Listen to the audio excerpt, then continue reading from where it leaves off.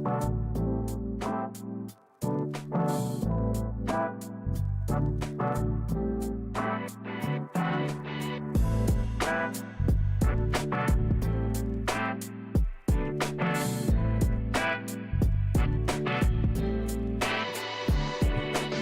guys, welcome to the stream. This is Rod Arriagada coming to you live from SONIX Bar and Grill here at 423 McMillan Avenue. We're here today for the third annual Wally Mclean Memorial Tournament. And it's a 3-day event running from November 17th to the 19th. Today is day 2, November 18th. And we started off with some B-side matches. We got to the A-side quarterfinals. I thought we were going to go to the A-side semifinals, but that's coming at 9 o'clock. So we're going into the B-side quarterfinals. And we're in the middle of racks number 2 and 3. Not That Good won the first game. And Team Northside is breaking in the first round. Lee Malcolm just broke on that table, on table number 1. Comes up dry. That's going to bring in Mike Delgado from Team Not That Good.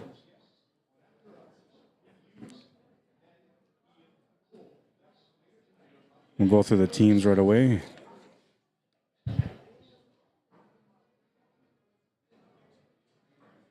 Gotta do one more thing here.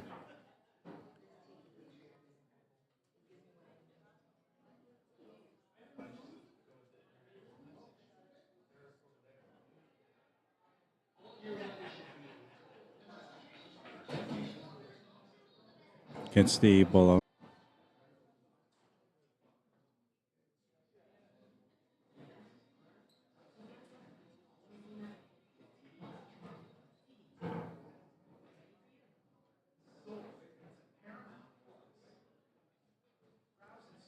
Small signal drop on that one. And we were experiencing this earlier too on the last stream. So if it keeps happening, like, don't worry about it. It's not going to freeze out and stop. And if it does, always restart the stream. But it shouldn't freeze out and stop. It should be good. If anything, I'll just spike here and there and freeze up the stream once in a blue moon. We're tied on 1.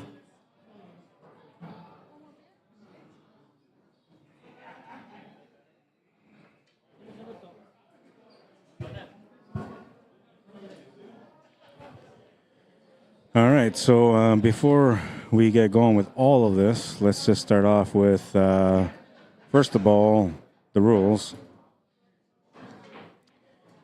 25-game format, race to 13. So the first team to win 13 games wins. It's not by points, it's by wins. 5-player teams, a maximum of 2 masters allowed per team. 20-point system, and the point system is there right below you guys. Or on the screen. It says Premier, Vegas, Intermediate, and M, which stands for Masters, 5 points. Super Vegas, 4 points. Vegas and Cash Plus players, 3 points. Cash 3, Cash 2 players, 2 points. Cash 1 and Novice players, 1 point.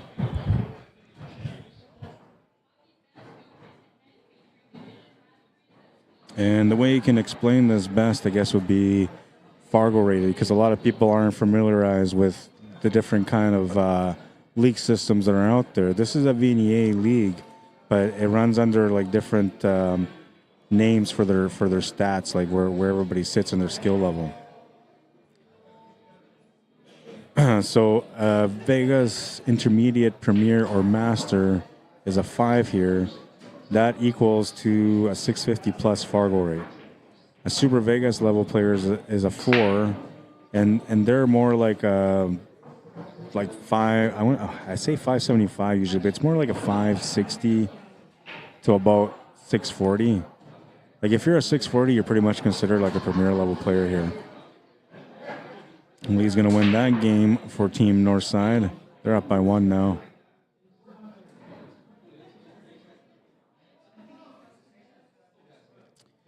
And then a Vegas level player is considered somebody that would be like a 550 and under. So like 450 to 550 is what you would consider a Vegas level player. That's same with the Cash Plus. Cash 3 and Cash 2 is more like a 400 level player, so like a 425 and under. And then Cash 1 and Novice, you know, usually like 100, 200 point Fargo rate, something like that. And so each of the players on your team gives you a certain amount of points. You have to have 20 points or less on your team. And if there's a big handicap in between you and the next team, then they get a spot.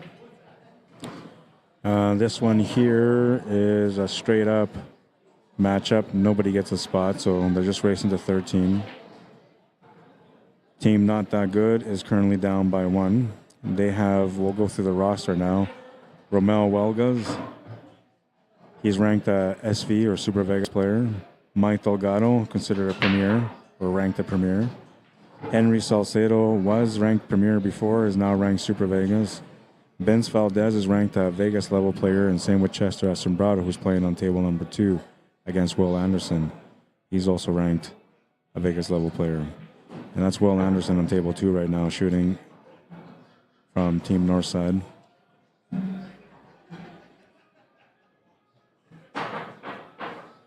All right, and then going with, I guess we'll add up their points here, so just so you guys have an idea.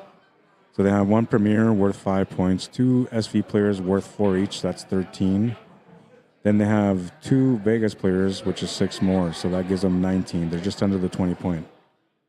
Then we'll move over to Northside. So Not That Good has only 5 players, no spares. Northside has 7 players.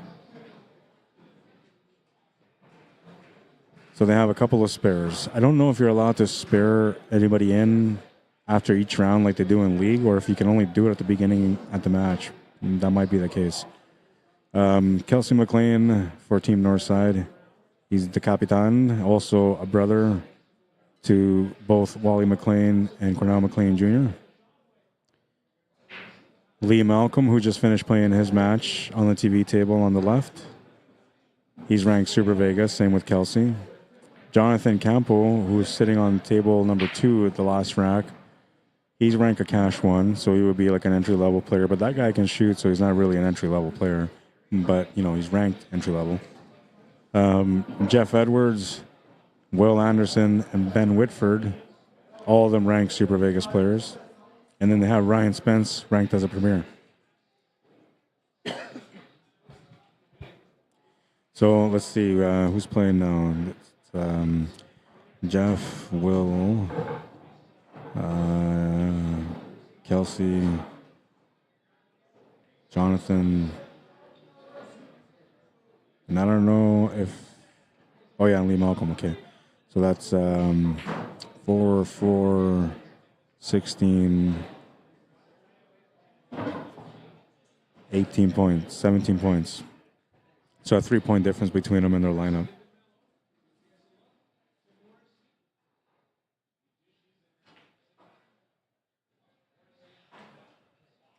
Missed shot to the corner from Jeff Edwards is going to turn the table over to Team Not That Good. Romel Huelgas is going to work that table out.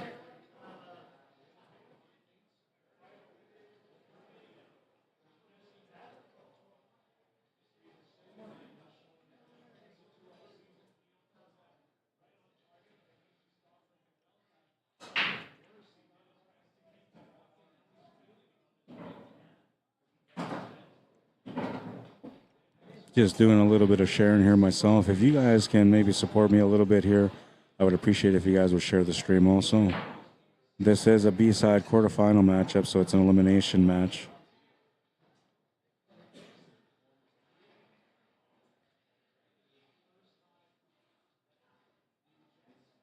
One of these 2 teams will be eliminated today. The other one will continue on to the semifinals.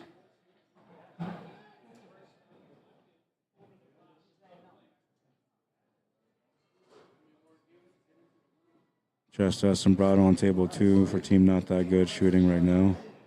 Got a ball in hand and a great opportunity. The 3 and the 9 are tied up, but he can get that opened up. He can also force his opponent to try to open it up, but I think it's better just for him to control the table and just make sure he limits the opportunities, if any, for his opponent. And I say if any because, like, technically he should just try to go for the breakout here in the finish, technically.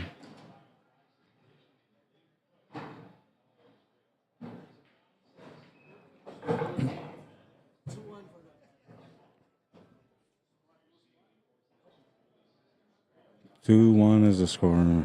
I thought somebody was confirming the score to me, but they weren't.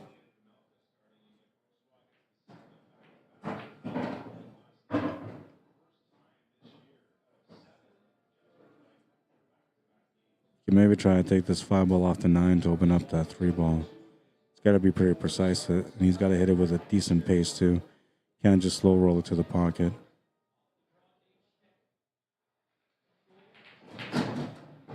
Now, because you got to put so much power on it, that makes the shot a little bit more missable.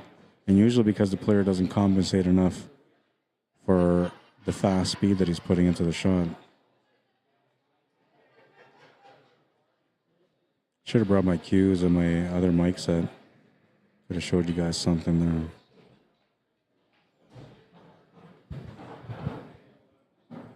I might actually show you guys on my training session this week, which might be tomorrow. We'll see.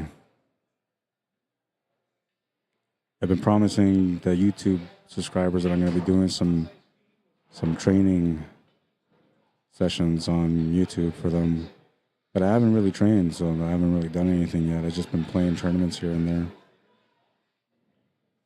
Oh, good try. Just missed it.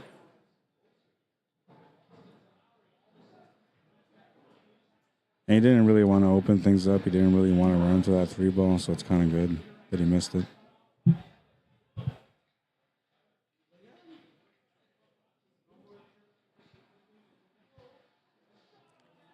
I think what he's got to do here is got to try to bank this ball up and try to just set up something else for a breakout. I would actually maybe bank this to like the side pocket, to the right side middle pocket. Then you got a nice follow through breakup shot. And now, like the only counter that you have if you're Will Anderson on that table is that you would just play the intentional foul and whatever after that. But I don't know. I think he's not going to do it. And now here, so like it's almost not worth it for him to try to even hit this 9 ball. I'm thinking that maybe like you're just going to make things worse here. And 2 options: either you tap the 8 to the 3, or you tap the 8 to the 2. And I think that's the 2 options. He's going to try to go for the good hit. That's good. He'll make the hit. Doesn't give his opponent a ball in hand, but he has given him a shot on the solid with a bit of a breakout angle.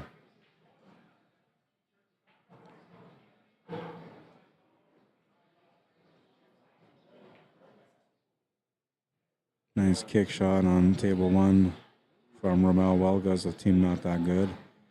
Turns the table over to Jeff Edwards, who's going to have an opportunity to be able to get another game lead for his team.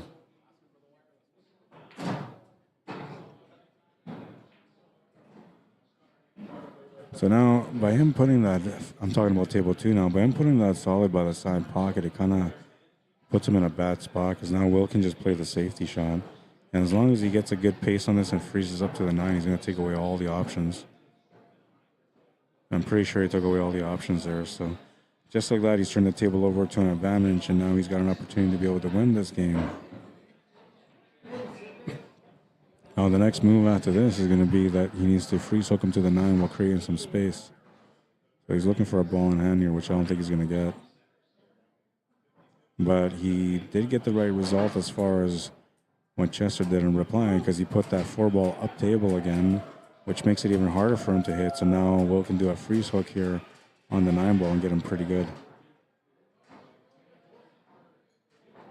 Oh, and he almost lost it a little bit there. He's going to leave a peak at this 3 ball. And we'll see if Chester decides to move it or not. He might just try to hit that 4 ball and call just a shot.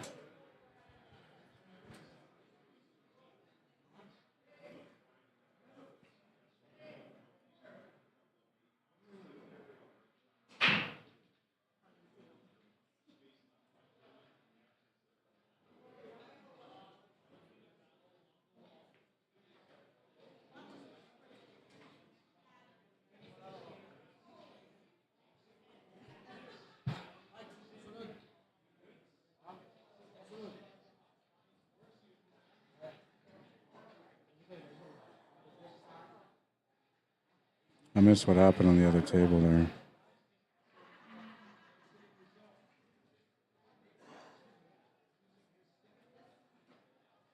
Well, Jeff ended up winning that game. So 3-1.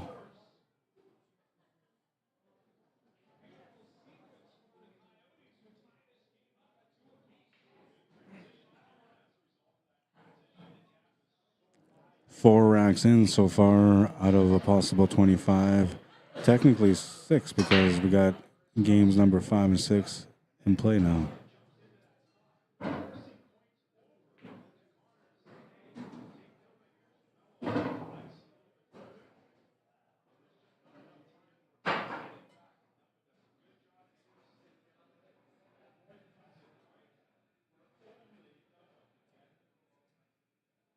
Lots and lots and lots of streaming this weekend, man. So many different events.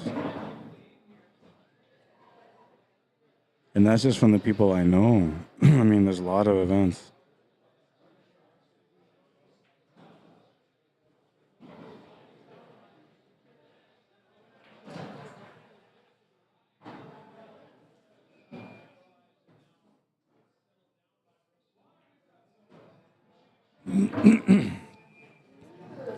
He's going to get that win. Not that good. Down by 1 now. 3-2. That's going to bring up the champion, Mike Delgado, who's playing on team Not That Good. He'll be breaking next on table number 2. Vince Valdez on table number 1, trying to finish this table off. Not sure if he got what he wanted. I think he still has an escape shot.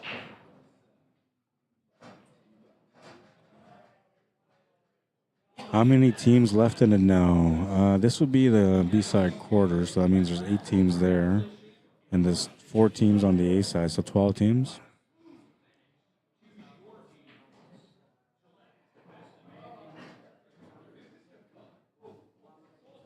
And then they're running this all the way through tonight until they get to the A-side final, the B-side final, and then the championship match. That's going to be the 3 matches tomorrow.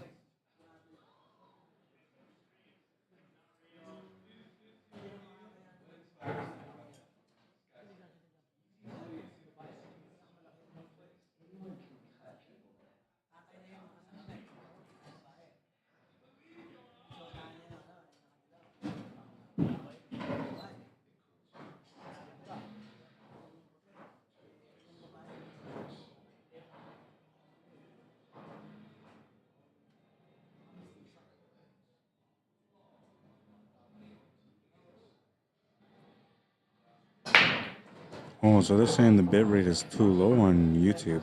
Those of you that are watching on YouTube, can you tell me what it looks like right now? Is it lagging?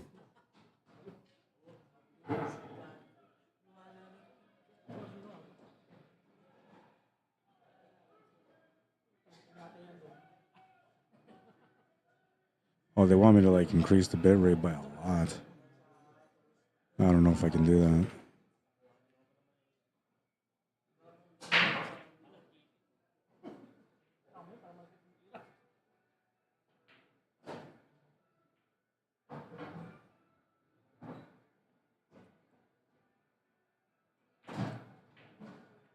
It's going to come on beautifully for the side pocket here on table 1.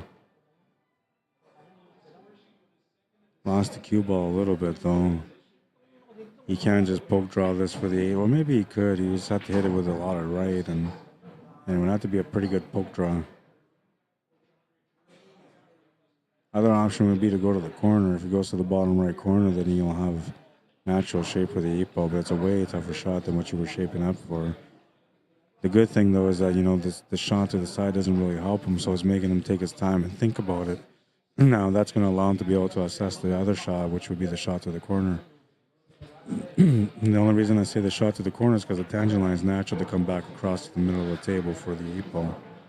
And that's all you really want. You just want to find the middle of the table.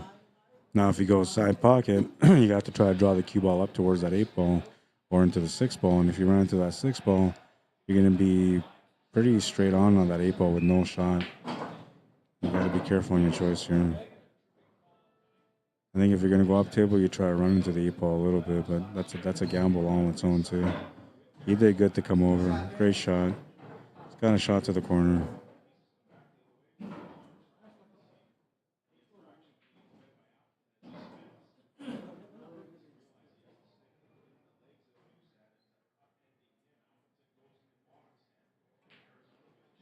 Makes the 8-ball. Not that good. Ties it up at 3.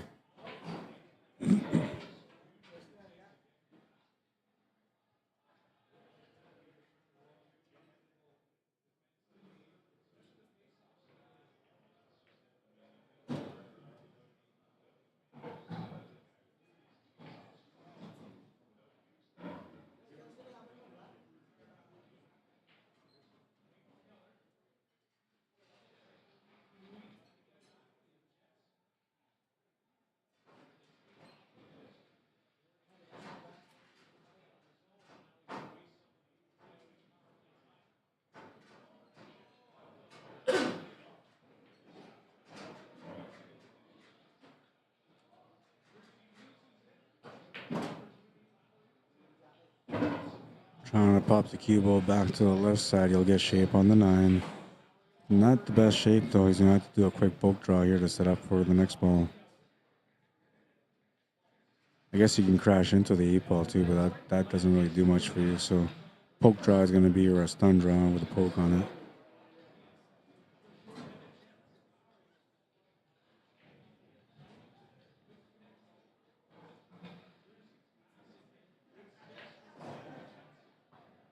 Good call. Takes the cue ball off the rail a bit more just to end up better on this last stripe. And I should be able to play the cue ball through to make the 8-ball in the same pocket.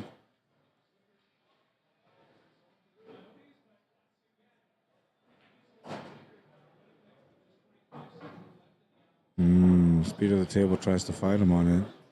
Still has a shot available. He'll have to give into the cue ball going into the 7-ball now if he doesn't want to scratch. Though I don't think he can scratch from there anyway, but I would just give into the 7-ball. Yeah, there you go. You have to give into the 7-ball there. It's the only thing that makes sense. 4-3. Not that good. Up by 1.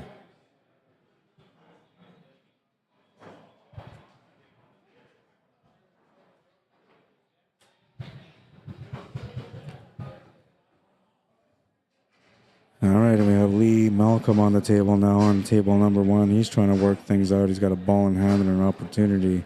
His team is currently down by 1, so he would like to help make a difference in this one and tie things up.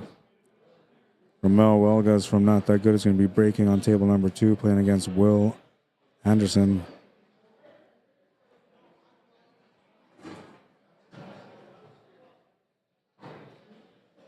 So racks 8 and 9 in play now,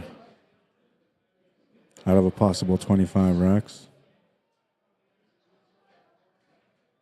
Dan Fatino, Kenneth Phillips, James Reitman, welcome to the stream. Jesse Flores, how you doing? Welcome to the stream. Mike Orvis, Tamra Vikstad, I'm assuming the K is silent. Vikstad, welcome to the stream. Jerry Trapp, welcome back. Joey Boyo, Timothy Bone, Tom Hughes, Kelly Sanderson, what's up, bro? Welcome back. It's the B-side quarterfinals. I thought we were going to have the A-side semifinal match because it was scheduled for this time, but I think they decided to do a bump over, so we're going to have the A-side semifinal coming up after this match.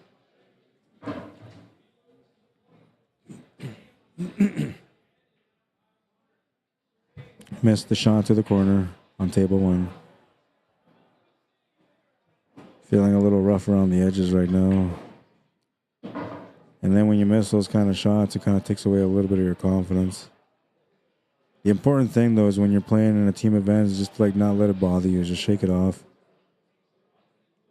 I mean, you should be concerned that you missed a shot, but it shouldn't be what makes your day, if you know what I mean. The sooner that you reset mentally at the table, the better you are for the next battle.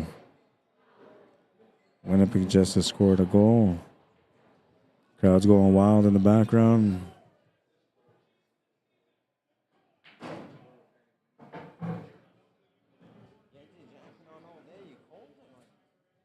They were going out that door, so there was a cold breeze coming, and yeah.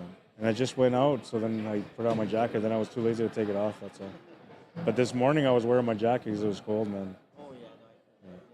And like yesterday I was warm because I was wearing a sweater, so I didn't really need it, right? And so today I decided not to bring a sweater. And then it was cold. Yeah.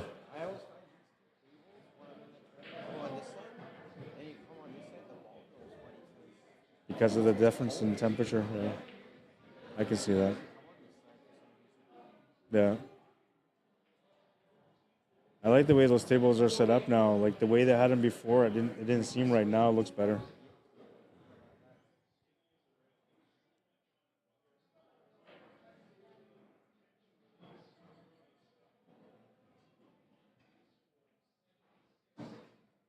He'll make the shot to the corner on table one.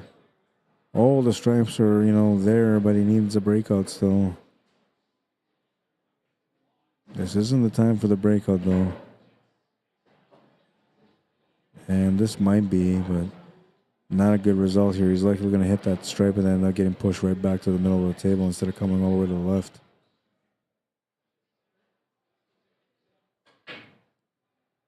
And I don't think he has enough to make that 14 ball, which is sitting just below that 5.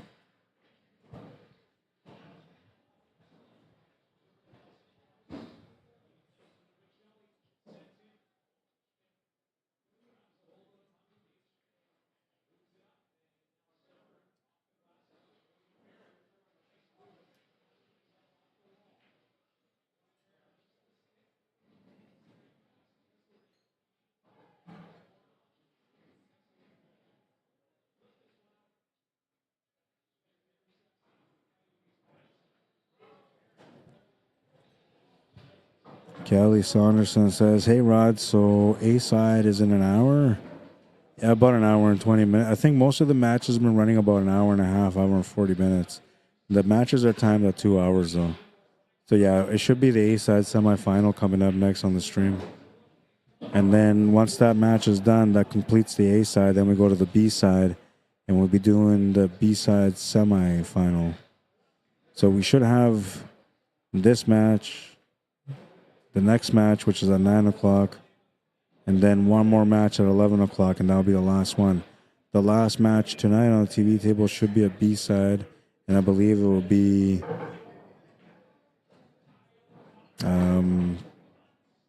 it should be the semifinal anyway. I'm wondering, because there's 2 semifinals, right? There's the first one when you just get over the quarterfinals on the B side, and then there's another match after that, which some people call the semifinal, some people call it the B side, or the A side, or no, the B side final, and then they have 2 B side finals, whatever it is. It's that one weird spot anyway. But as far as I know, like on the schedule, it looks like they're doing A side final tomorrow, the B side final tomorrow, and then the championship match tomorrow. And I'll find out what the payouts are for you guys throughout this stream, and then try to get that up for you guys either this stream or the next one.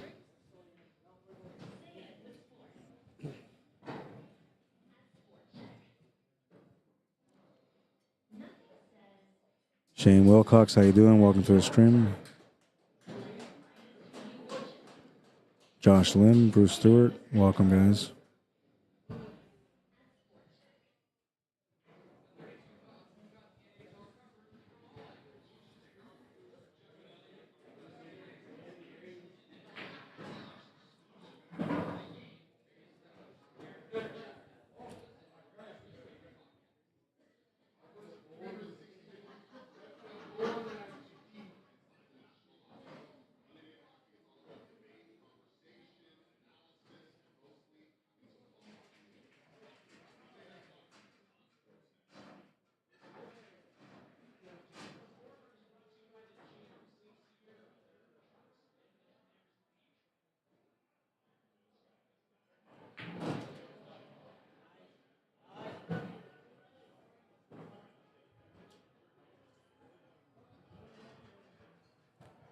Those of you that are watching right now that are local from Winnipeg, if you're looking for any lessons, I'm having an intermediate training session at the Blue Room next Friday, 6:30 till 9 o'clock at night.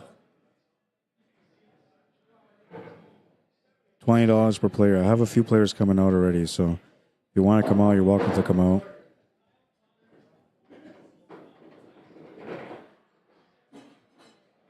I'll be making that post up. I was supposed to make it yesterday, but I just never got around to it. I've been busy with everything for the stream so far. But I'm going to try to get it done tonight, though I do have a lot of work to do for the stream for tomorrow still. So I don't know if I'll have the time, but I'm going to try my best to get it up by tomorrow. And I got to do some write-ups, too. I haven't done a couple of write-ups that I need to do, so I'll be trying to catch up this week. Last couple of weeks were a little hectic for me.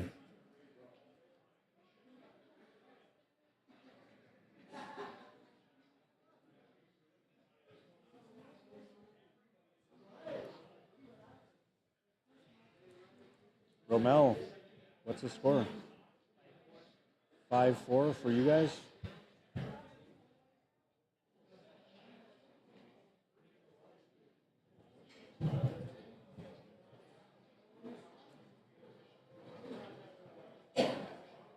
I had to confirm the score. I had the wrong score. I missed a couple of racks there because I was talking, and then I started looking at my phone and I got distracted.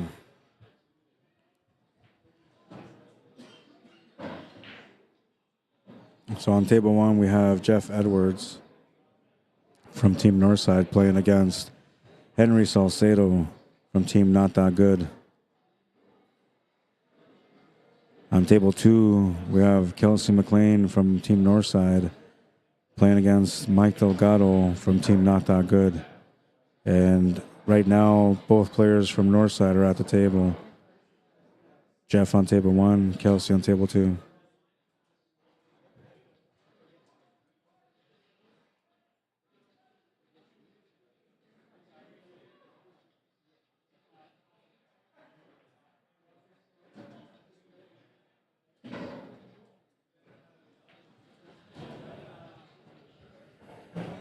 Came up a little bit short on position for the 5-ball. He's going to have to compensate for it now. He's got different and tougher table at the moment.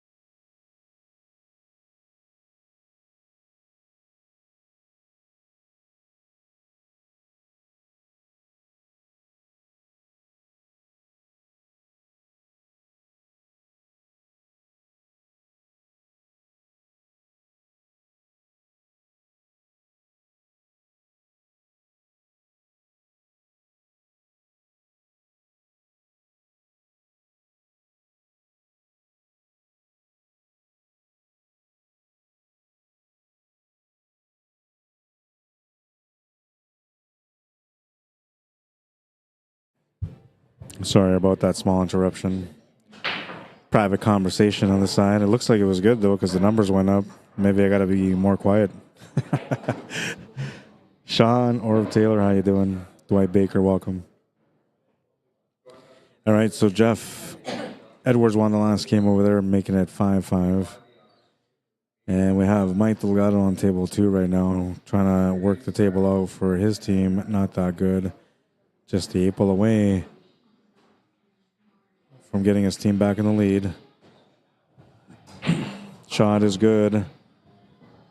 6-5 for not that good.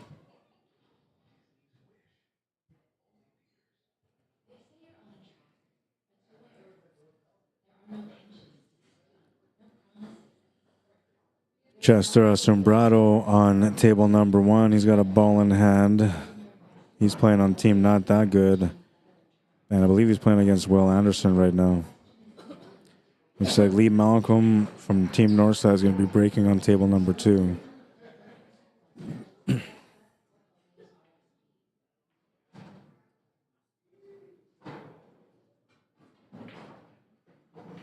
Rolled up against the stripe, not what he wanted to do.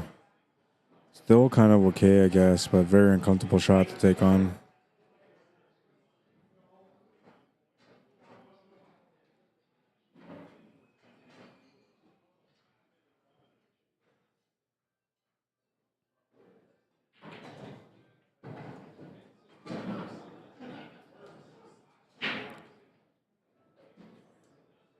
I'm thinking he's still okay. Like, I mean, he's got 2 options here. The easier option will probably end up being making the 6 ball, but he's looking at the possibility of the 7, which I believe can go, but it's a tight cut.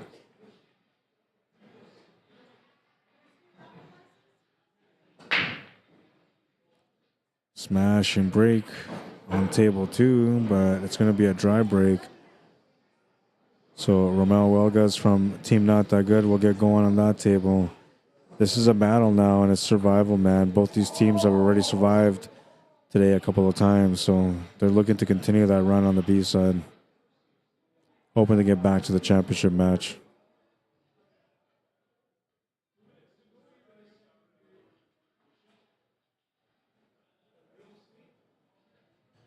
Check up on YouTube.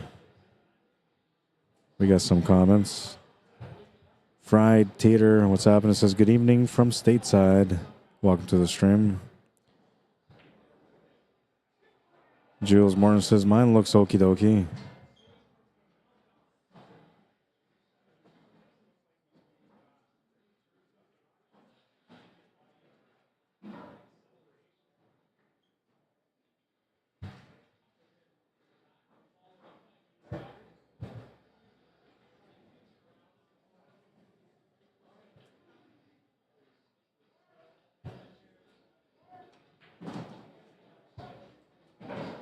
I do have the YouTube chat up here on the top left corner right now. I'm going to turn it off for now, but if you guys do comment, I'll have those comments on the stream also.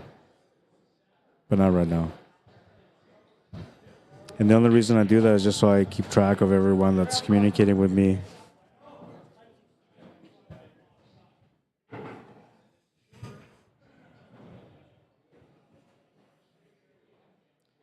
This is Jonathan Campo Jr. on table number 1. Team Northside. He came into play on the last match for a little bit at the end. He was actually shooting pretty good. He's supposed to be the lower level player, but he plays like a good competitive player.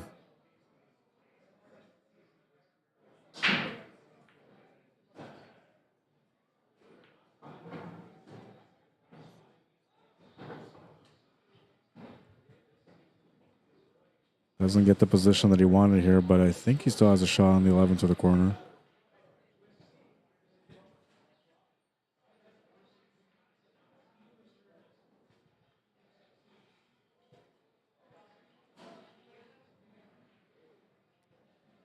Looks like Romel's ran into a little bit of trouble here, trying to solve the puzzle.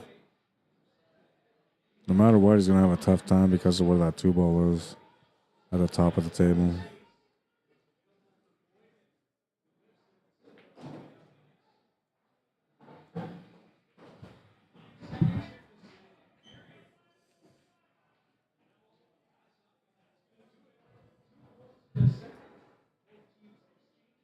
Make the shot to the corner, though. That was the shot that I was looking at. I was thinking that's the one that he's got to make to be able to get out. And he's got a good chance now. Just has to figure out the 14 ball, which it does go to the corner where the cue ball is right now. And it also goes to the right side middle pocket. I don't know if it goes to the left side middle pocket, but if it does, he's looking at it right now. If it does, that option will be probably the better option because now you're taking that shot that's difficult to get to with an easier approach. Taking the 9 will be okay too because then you take the 9, then you shoot the 15, and he's looking at the option there to finish with the 14, which is a good option too. But now you got to be really precise with that 14, and if you don't get that, it's all worth nothing. But the shot on the 14 is still a bit of a challenge, and I think because he's a lower level player, that's something he's not too comfortable with.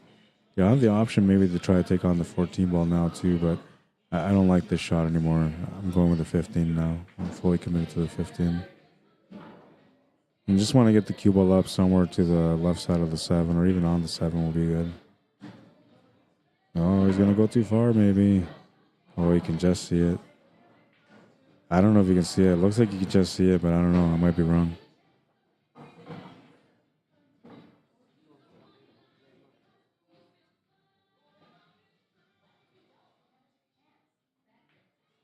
Oh, you can see it. Perhaps a little bit too much pace on that one, but he's got a pretty good 8 ball.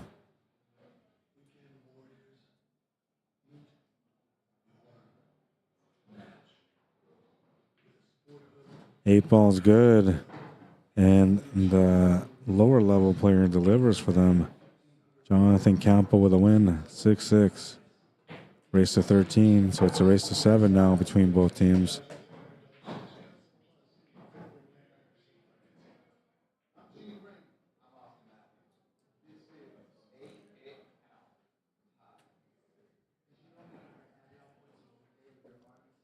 Romel Walga's trying to figure out his table. Played down for the 2 ball, doesn't really have much options with it, and he's got a tough 6 ball after.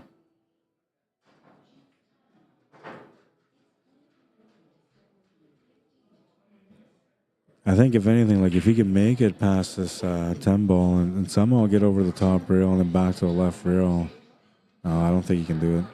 I think he's stuck. Even if he makes the shot, I don't think he's got an out. I'll eat my words. Great shot. Great shot. It might even be the highlight of the day.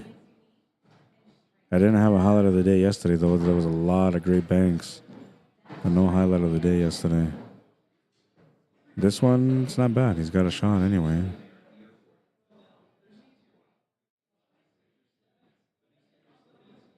Off the rail, off the 10 ball.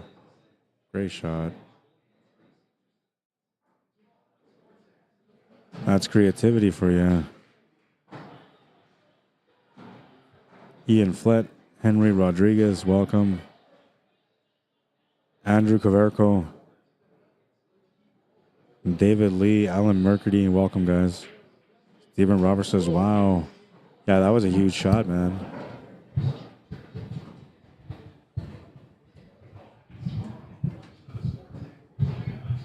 Sorry, my mic's trying to drop on me. I'm trying to do a mic drop without even trying to do a mic drop, you know? Just cool like that. I always wanted to do something like that, have like that powerful speech on a microphone in a public speaking setting and then just drop the mic after you're done. It just looks so cool, man. I've dropped the mic a few times here and it's never cool. It's just loud and annoying for the viewers.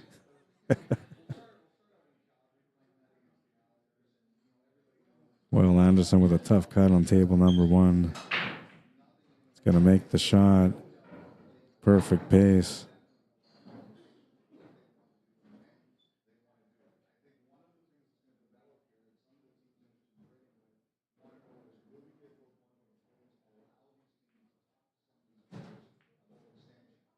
Hit as much as he could with that, but he felt like he was going to scratch and his body popped up because of it. Talking about table 2. And look at that. Will's going to miss the 8 ball on table number 1. Huge turning point there. It could have been a lead for Team Northside. And now Henry Salcedo from Not That Good will have a chance to be able to deliver the win for his team instead. If they get back on the lead, that could be a good thing for them in the long run. It is a race to 13, so anything can happen. And you kind of expect both these teams to do a big pushback at some point. And it looks like Not That Good started off with a little bit of a push. Northside pushed back a little bit. Now Not That Good is pushing back again.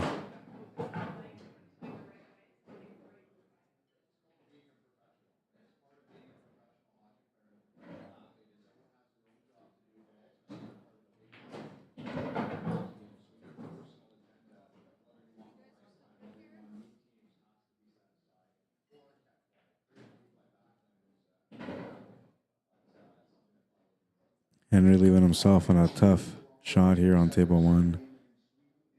Had a chance to be able to win that game and get his team ahead. Now he's got a shot that he's got to deal with to be able to do that. And it's a tough one, man. Inside spin is the only way you can go about it, or outside spin. I'm not sure which one he played, but it looks like it was outside spin according to where the cue ball went. Great execution. Perfect shape for the 8. Takes that lead after all. 7-6 for Not That Good. They're in the lead by 1.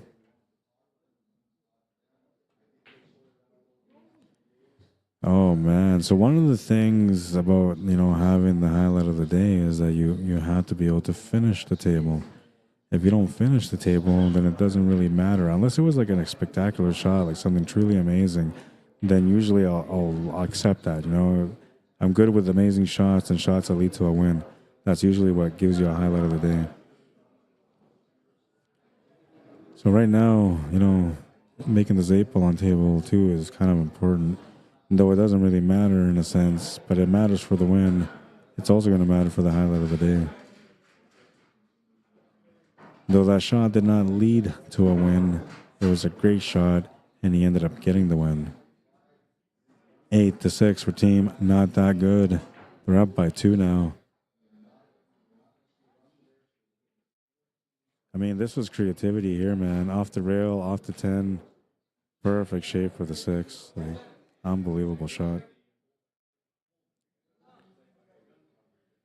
And the only reason he didn't make the 8 ball the first time is just because it was hanging near the side pocket where it made him feel like he might scratch. Otherwise, he would have made that shot. If it was just up like even a half inch, it would have been good enough for him to take it on without being stressed out on a scratch. But the way he shot it, he was trying to make sure that he didn't scratch, and he missed the shot because of it. Jeff Edwards just broke on table number 1. It looks like he's lost the cue ball. Ball in hand for Not That Good, and Vince Valdez will be the one at the table trying to deliver a victory for his team. On table number 2, we have Chester Asombrado. He's getting ready to get into a match. Not sure who he's playing against, but I think he's playing against Kelsey McLean, who is Wally Mclean's brother.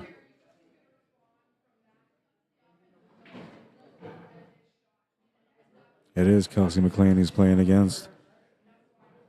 So racks 15 and 16 are in play now out of a possible 25. 9 racks remaining after this.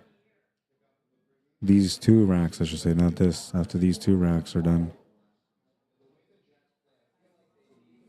It's becoming a close battle. Even though they got a 2-game lead, it doesn't mean much yet. You got to get 2 more games to make it mean something. Because then you're, at 10, you got a little bit of pressure going towards the other team. It's an ideal scenario. But as of right now, a 2-game difference, well, that could be wiped out on these 2 racks right now. We could have an even game after 16 racks.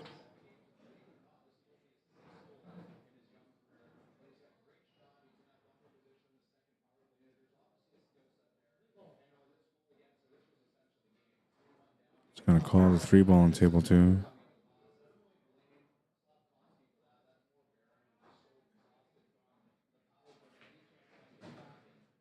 Good shot.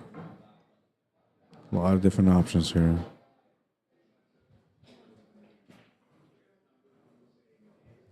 I don't know why this microphone keeps trying to act up on me.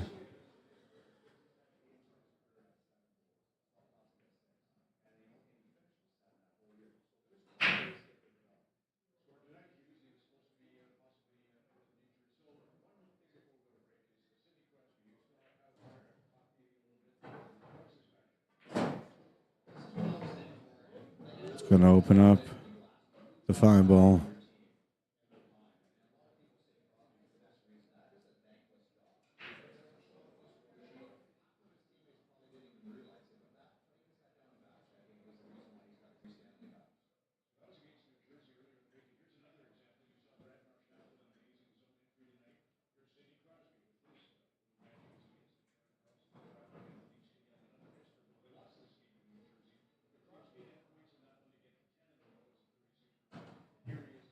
Makes the shot to the side. It's got the 7 ball available. I'm thinking the 5 ball is probably going to be the finish ball.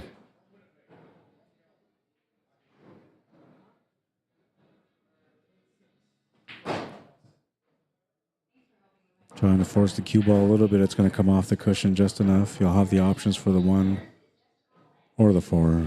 Unless I don't know, it kind of looks on the screen like the 4 ball is tied up. But I can't see another ball in front of it. But on the screen, it kind of looks like there's another ball in front of it.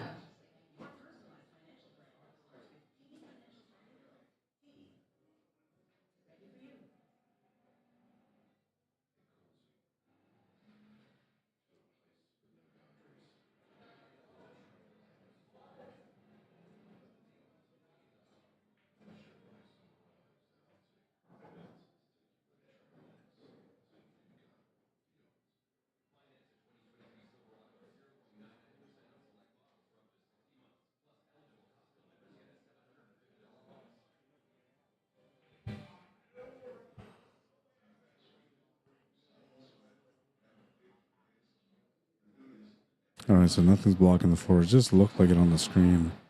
But I kept taking a peek around the camera, around my computer, and it looked to me like there was nothing in front of the 4. But for some reason, the screen was making it look like there was something there.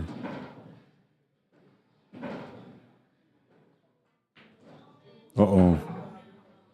Let the adrenaline get to him there. Too much juice. Just knew to do a little bit of juice on that one, but he let it rip. And I think that the only reason he did that was just because he was feeling the adrenaline of figuring out a table and getting a nice little run here. Unfortunate for him, he's got to still deliver the shot. It's a little bit more uncomfortable than it should have been. Still okay to make it, though. You just have to stay composed on the table.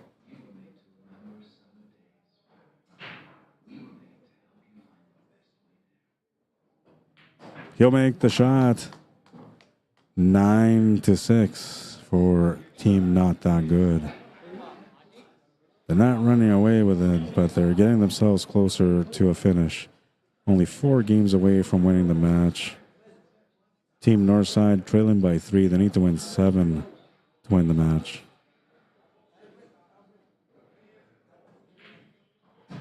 Jeff Edwards trying to get things going on table number 1, but he's going to miss the shot.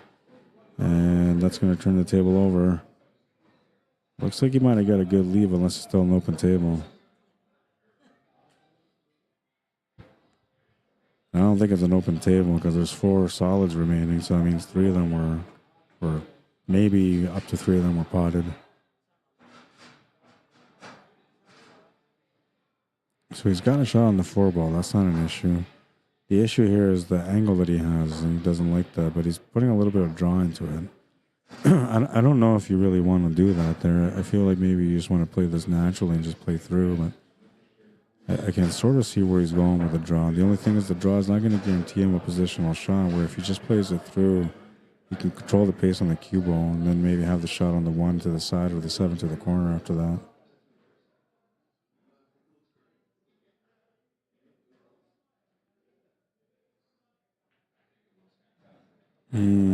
Trying to force the situations just slightly. He'll miss the shot because of it. So a lucky break here for Team Northside. Jeff Edwards gets a second chance at this table. He'll try to make it work as best as he can. Everything is opened up now. Just needs a little bit of cue ball control to get through the finish.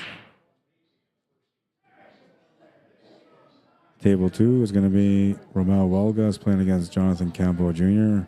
Romel's going to be breaking from Team Not That Good. Smashed it. Nothing went down except for the cue ball. Ball in high behind the line for Jonathan Campo Jr. A little bit too much pace, maybe, or maybe not enough for Jeff Edwards on table one. He still has to work out this table. The 11 ball is the challenge, but I mean, if he can finish on the 11, it's not so bad. It does go to the side, but tough to get the perfect window for that 11 ball. And I think that's where the challenge is here for him. Excuse me.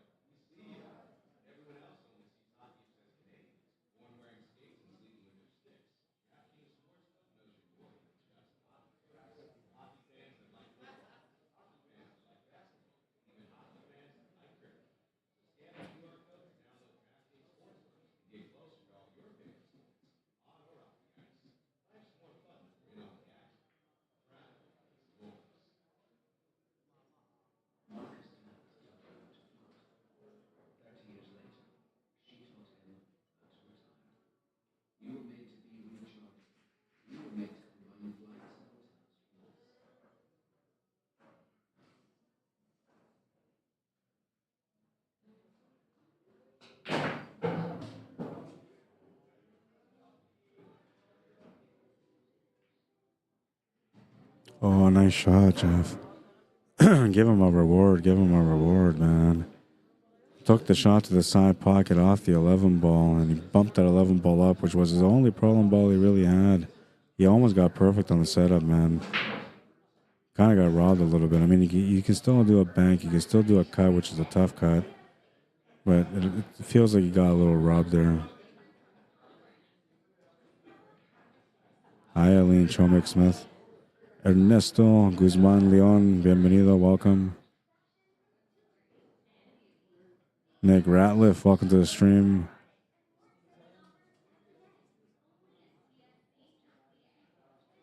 Randall Wasakuna, how you doing, man? Welcome to the stream. Charlene Maines, welcome. He's going to miss the shot to the corner on table 2. That's going to bring Ramel Welgas back to the table. He's shooting solids, and he's got a couple of shots to shoot at, I guess, but I think we're going to be more focused on the 4 ball than anything else.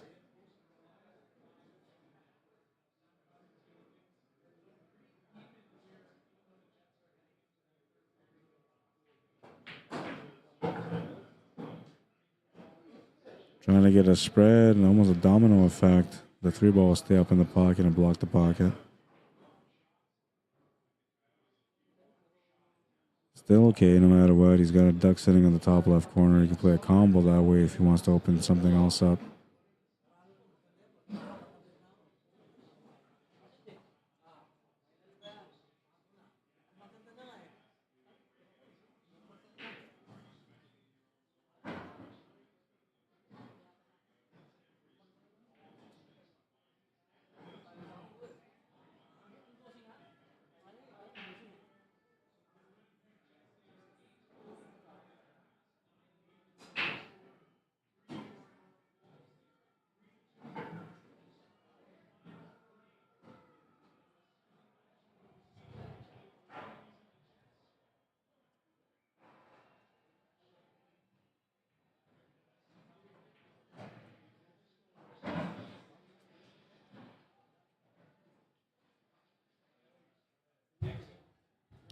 He needed to get forward a bit more on table 1 to get on for the 11 ball.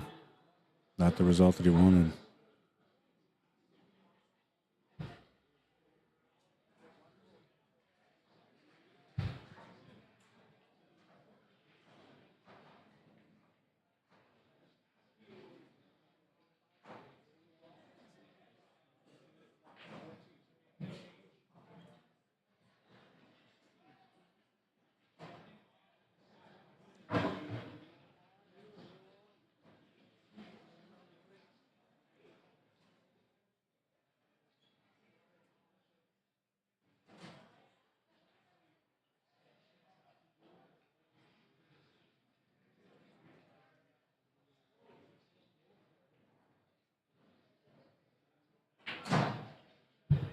Oh, he was low ball on that table. Nice shot. if he opened up the 8-ball enough. Good attempt anyway. He's got the shot on the 1.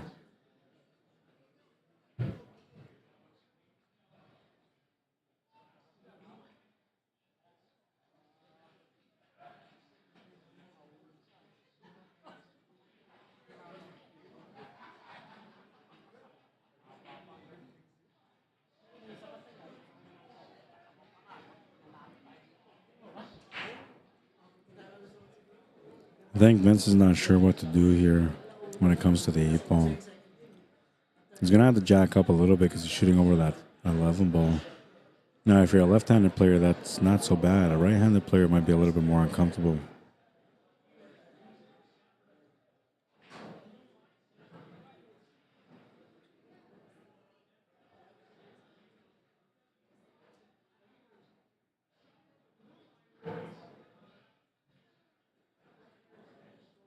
Maybe just settle for like a bank shot on the 8-ball afterwards. The 4-stroke it, try to get below the 8-ball to make it in the same pocket as the 1. Yeah, that's what he's going to try to do. He'll have the shot on the 8-ball at the same pocket as where he made the 1 ball. The only thing here is that you're committed to the finish now. Any kind of turnover, you're going to regret it. Nice shot from Romeo Walgas on table 2.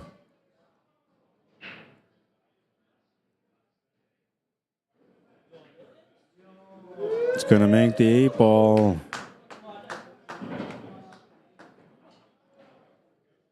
Ten to 6. Team not that good. 3 games away from winning their match.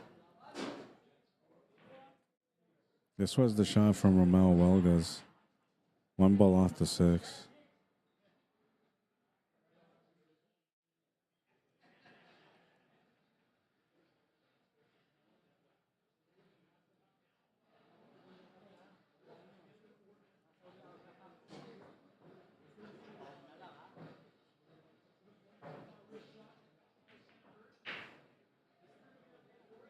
Good try. He figured he did it once. He can maybe do it again.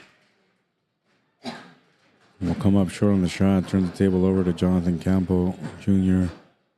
And he's got a bit of a puzzle in front of him.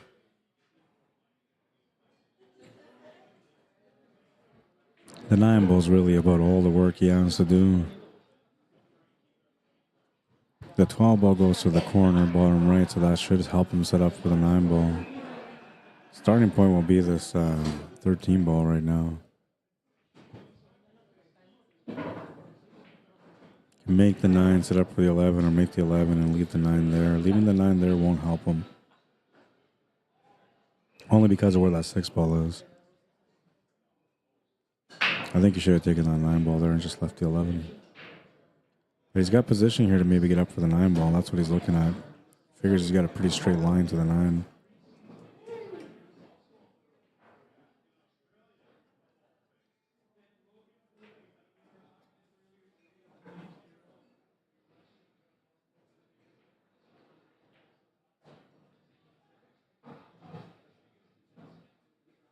Made the trouble ball. Now the rest of the table's available for him.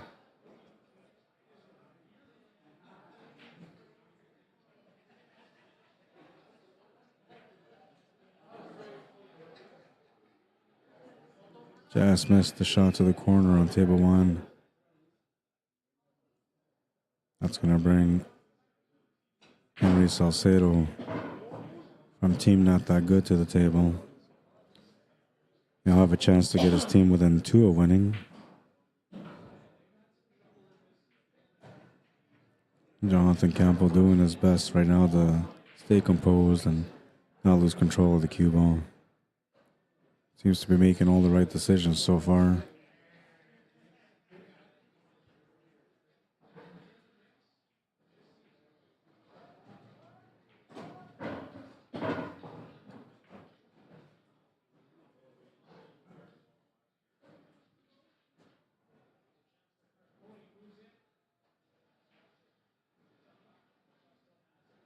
I wonder if he can make this off the rail, off the 4.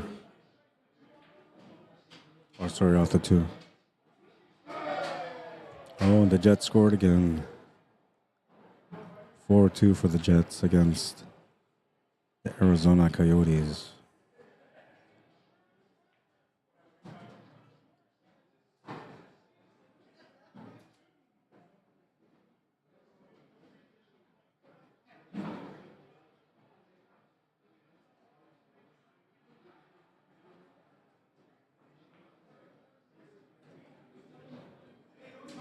That bump didn't help him. It was supposed to help him. He knew he was going to run into the 8-ball, but he wasn't expecting it to go that way.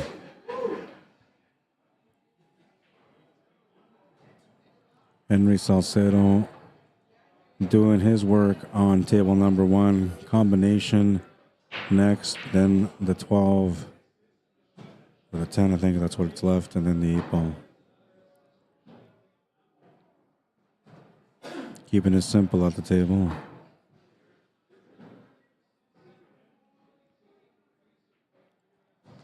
Not that good. 11-6. They're up by 5 now. 2 more wins to win the match. Jonathan Campo with a chance to stop the bleeding. But at the same time, a little bit of pressure, because if he ends up missing the shot here, he will turn the table over for an opportunity that he doesn't want to give to team not that good, which is a chance to get on the hill. He's going to try the bank side. He's going to come up short. He's going to leave maybe a combination here. I'm thinking that's what's going to happen. Romel will have to play this combo gently to be able to set up for the 5-ball next, and he wants to set up for the 5-ball in a way where he can follow through with some check sidings or left-hand spin to get down for that 6-ball. He could play the combo with lots of pace now and just go down for the 6-ball, but I think that's too aggressive. I mean, aggressive does pay, though, every now and then, but I think choosing when to be aggressive is important. And right now, like, you're given a golden chance to get on the hill. You don't want to blow that. You want to make sure that you take care of business here, or else your team's never going to let you hear the end of it.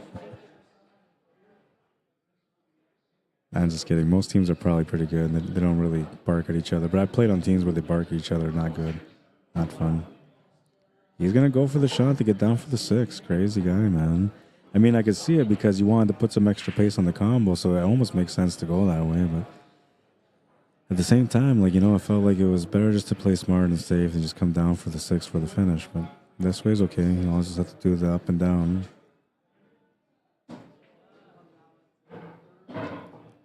A little bit further to the right would have been better for the setup here to get finished, but he can, you know, play this through with some topspin, settle for a bit of a back cut on the 8, or play it off 2 rails and then back to the middle for the easier 8. He's a 9-ball player, so I'm thinking 2 rails to the middle is the way he's going to go. Oh, he's going to play a check spin to the left. Interesting. When you think you know your players, then they show you that you don't.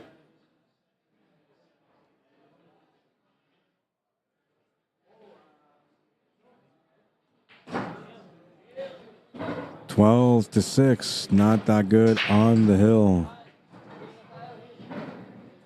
Vince Valdez breaking on table 1 from team not that good. A chance to win the match for his team. Speak to Tagalog? Huh? He wants to talk. Tagalog, Filipino. Take the mic.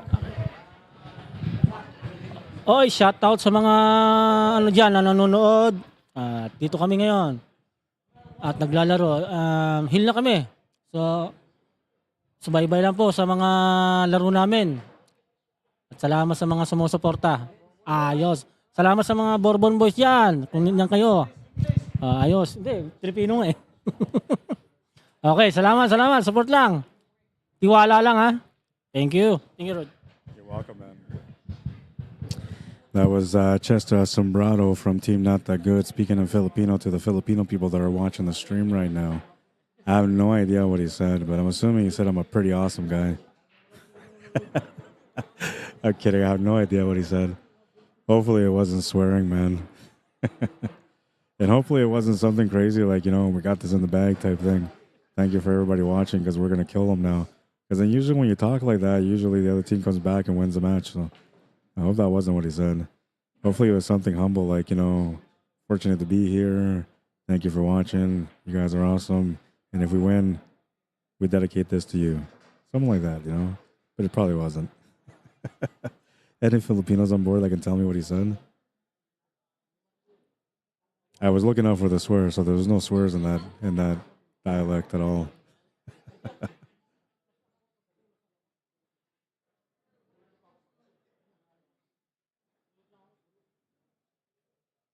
I had to turn down the volume a little bit. I can't turn it up too because he was being loud. He had no idea how loud he was being because he's not listening to himself. All right, so I turned up my mic just a little bit.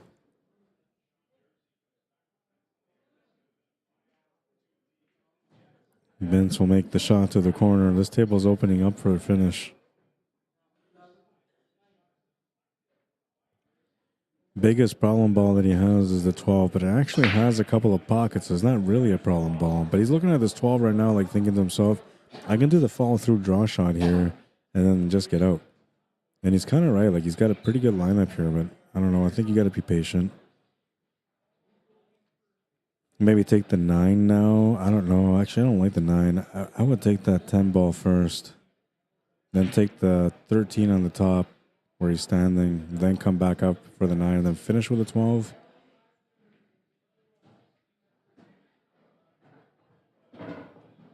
See, so he's forcing things, and I don't think that was a good idea. Now he's going to have a longer shot. He's going to have to get a little bit more precise for the shape, too, for the finish.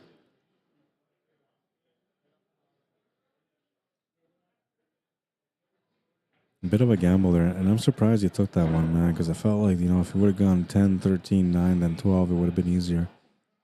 I mean, he can still make it look easy here as long as he gets good position on that 12, which is good. He's going to try to do. Looks like he's going to try to split these, maybe. I wouldn't split him if I was him. And if you're going to split them, you can't hit it with too much power because you want to just barely split the 8 ball. You don't want to end up pushing that 8 ball towards those 2 solids in the bottom right corner because then that's no good for you. If he plays it with a little bit of spin, like a 1 o'clock spin, right hand tops, that should take him right towards the right side of the 8 ball, which will give it a little bump and give him the shot on the 12 to the side. But, I mean, we're counting on the pace of the table, too, to make sure that it works. He's just settled for a shot. He figures as long as I can make a shot, that's good enough. And he's in tight on this 8 ball. They're probably going to call a ref for this. I don't think I should be the ref for this.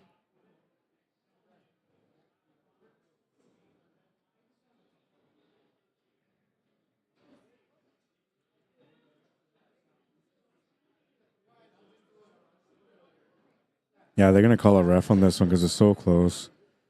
Now, and I don't want to be the ref on this one because it's going to be close. And it's like my instincts tell me it's likely going to be a foul. I feel like if he took that 12 ball off the 7 ball, it's a billiard shot or a cannon shot. I think that would work, but that's a much tougher shot.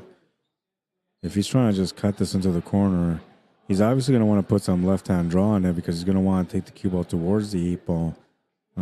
But even if he can make this clean, like he's going to be stuck with a bank on the 8 ball. The best case scenario for him is that he can hit this clean with a little bit of draw. Maybe the cue ball just graces the 8 ball just slightly and gives you a shot. But I'm thinking the percentages are against him here on this one.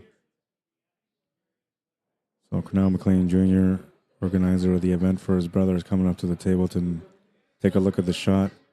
He'll assess the shot.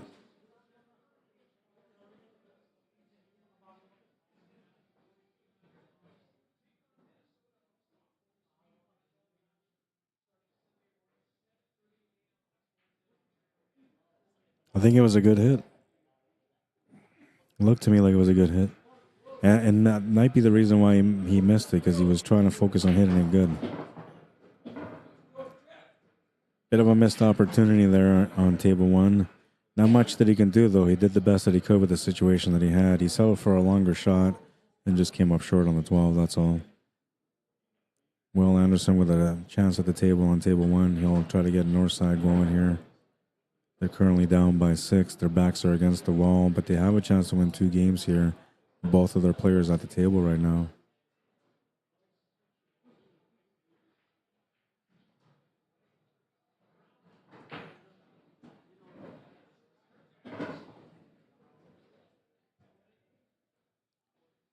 Looking for a little bit of love on table number 2, and he didn't quite get it. Well, Anderson looking good at his table on table 1 to finish there. Made a nice little bank here on table 2, but just didn't get rewarded the way that he was looking. So he'll just play a safety now. He's playing against Mike Delgado, one of the most experienced players on Team Not That Good. And he's a money player, so this guy knows how to deal with pressure too. But when you're supposed to be the guy that closes out the match, sometimes you have a tougher time closing out the match. And Will Anderson almost lost the cue ball a little bit there. He's still okay to make this 8-ball though, and he doesn't have to worry about scratching. Just had to play with topspin. But he might just draw into the rail here. No, he's going to play with topspin. 12-7. Team Northside down by 5.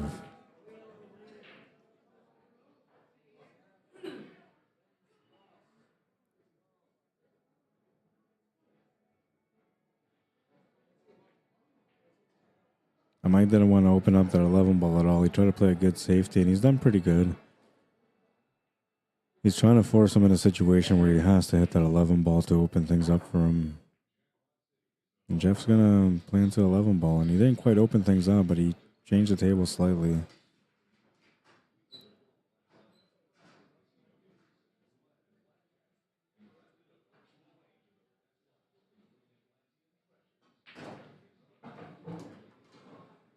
Lots of juice is supposed to break into that pile there, but it's going to slow down on him. And I think we're looking at a safety with the 4 ball now.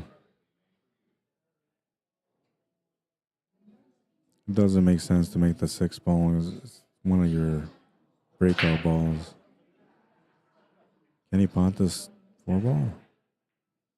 No, he's just going to play the freeze hook. Did he call the safety though?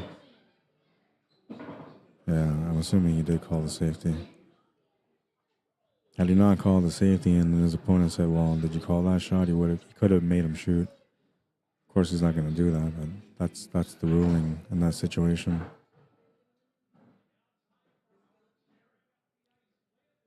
And so he's put him in a tough spot here. I don't know. Kick shot's the only option he's got now. He doesn't want to give a ball in hand here either. Looks like he got the good hit, but he's left Mike Delgado with a 5 ball to the side pocket. So the only trouble ball that he had, he can now maybe make. I'm pretty sure he can make it. He's taking a look at it now.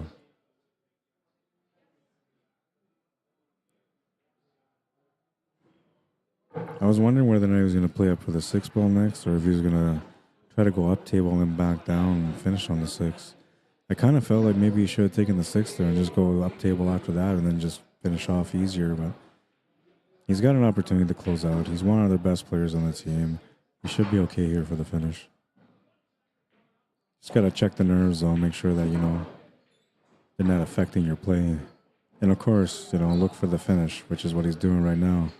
Looking for the spot. Doesn't have to be perfect, just has to be a shot.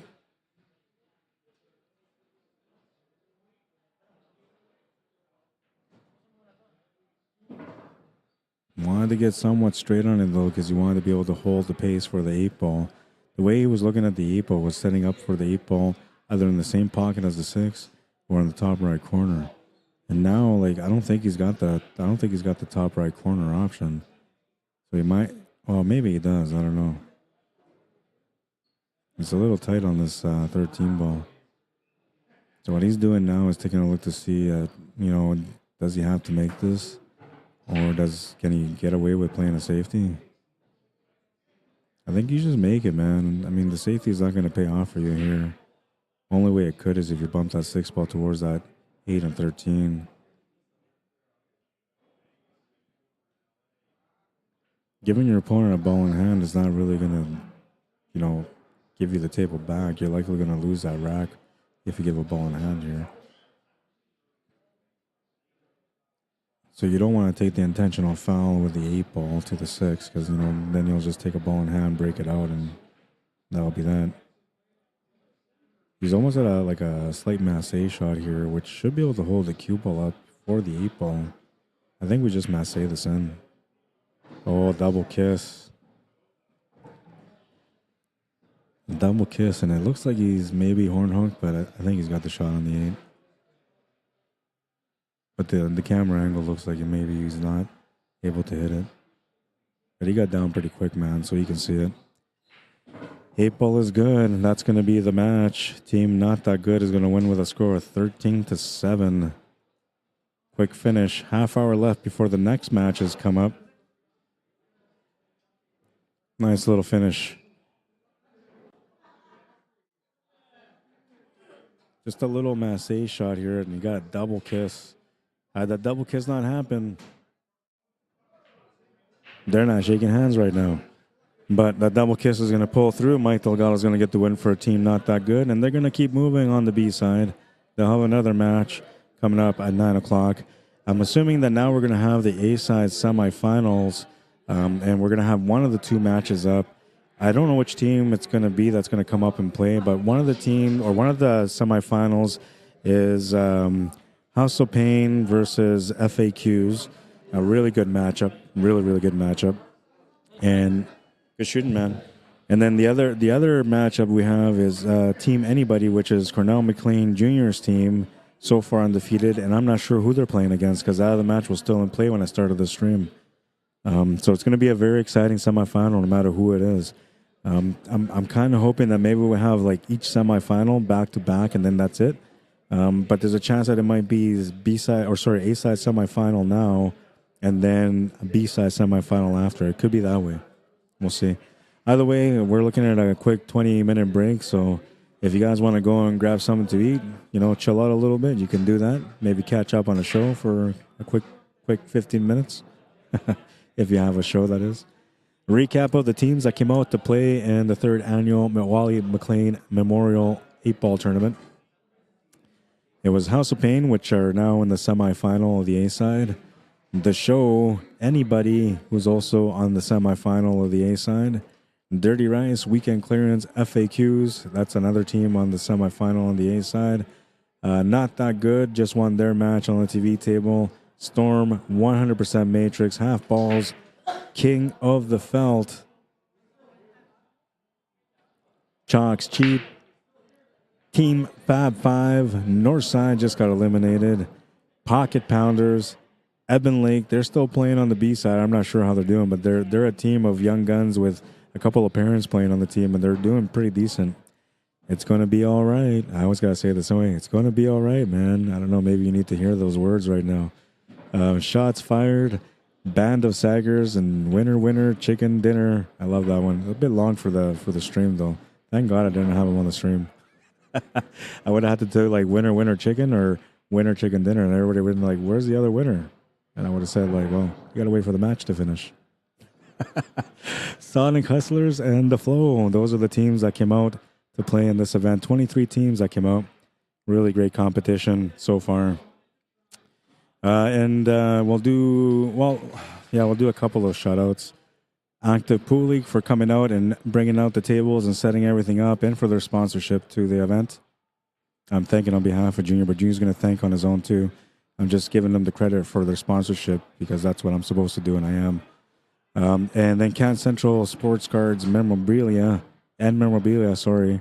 located at 995 Milsteagle Drive, Unit 101 here in Winnipeg, Manitoba. Lots of good collectibles, man. Go check them out in person. They're right by like where the McDonald's is on Ellis and St. James is like right behind there on Milsteagle Drive in Ellis. 204-775-9631. If you want to give them a call, maybe there's something specific you're looking for, give them a call. You never know, man. SONIX Bar and Grill as well. They contributed to the tournament. They also hosted the tournament here, and they're located at 423 McMillan Avenue, Confusion Corner. And if you end up coming here to try to check out the place and you can't figure it out, it's not in the same area where the BK parking lot is, but it's across the street, and you'll see it clearly. It says out there, SONIX Bar and Grill. All right, what else do we got? Oh, yes, some pictures. Let's do some pictures. We'll just do a couple. Chief Cornell McLean Sr. with his son, Wally Mclean.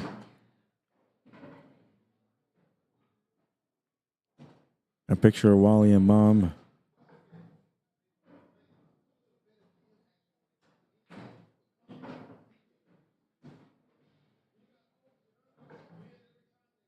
A picture of Wally and his brother, Cornell McLean Jr.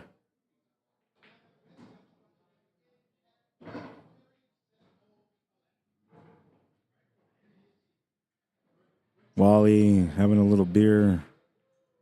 Just seemed like a happy fella, man. It's unfortunate, you know, that life is the way that it is and that people come and go. So many good people in the world that just leave a little too early, man. And here's a picture of Wally Mclean with his dad, Chief Cornell McLean Sr., and his brother, Cornell McLean Jr., who organized the event. Great job so far, man. Still on the A side and the A side semifinal while running the tournament. Who is that guy? Who is that guy? All right. Yeah, one more thing, I guess. No, not that one. Right here. If you guys want to add me or follow me on YouTube, you can find me under Arriagada/CSLMANITOBA and go over there and subscribe to my channel if you can too. I'd appreciate it. I'm trying to get to 1,000 subscribers and I can't do it without your help. 700 plus so far have subscribed to my channel. Thank you to everyone that has supported me so far. I'm telling you right now, like, I wouldn't be able to do the stuff that I do if it wasn't for your support. So I appreciate it. If you want me to come out and cover an event for you, I gotta take this down. Where is it? Keep losing this thing. Okay, I gotta bring this down. CSLMANITOBA@gmail.com though, and that's how you find me. What's up, Lee? Or yeah, no, so that's wrong because he's supposed to be Vegas. Yeah, they misranked him. They were just addressing it, and he came over here to talk to me about it right away. So, all right, and yeah, that's it. I guess the last highlight.